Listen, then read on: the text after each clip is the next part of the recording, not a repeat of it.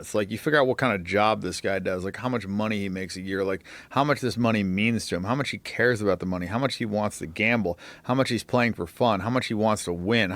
Some of these guys they actually want to lose. They're just like self-sabotagers. They'll go in there and like some of them I'll see them and they'll want to lose because they'll want everybody at the table to like them, and that's kind of like the path of least resistance. I've seen it all. Really? I've seen it all. How do you detect that? Like, how do you detect that a guy wants to lose? He'll be just like wanting to be friends with everybody, and he'll do shit to show off or to like make, because I mean, look, at the end of the day, like people want people to play bad, right? Like you want a player to play like shit, you want a player to give his money away, you want a player to do crazy stuff. So these guys will they'll put on a show for people. They'll want to be the popular guy. Maybe they weren't cool in high school. Maybe they want people to like them.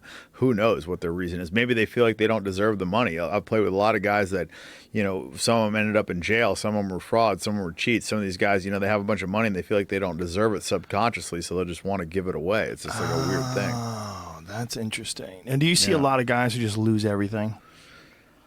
I've seen it before, yeah. I've seen guys go completely broke.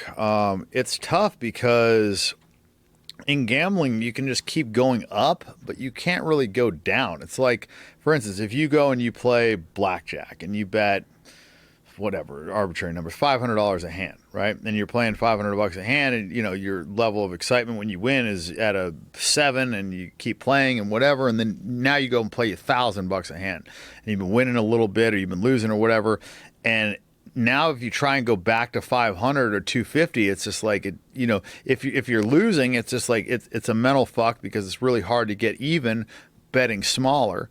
And if you've been winning, you don't really care about the small money, right? Like you want to win more. You know what I'm saying? It's like one of those things where like once you go up, it's really hard to go the other direction. So a lot of the problems that professional poker players have, it's called bankroll management, where they keep going up and up and up. And then when they start losing, they are completely unable to drop down in stakes and then play good. Like if they lost, let's say, $100,000, just to use round numbers, at this game, then for them to go to play a game that's half that size and try and win that 100,000 back, it's going to take them twice as much time. You know what I mean? So it's kind of like one of those things where, and the games have gotten bigger and bigger and bigger. So somebody goes on a bad run, like, and poker's their profession. It's not like, that's another thing that people don't understand.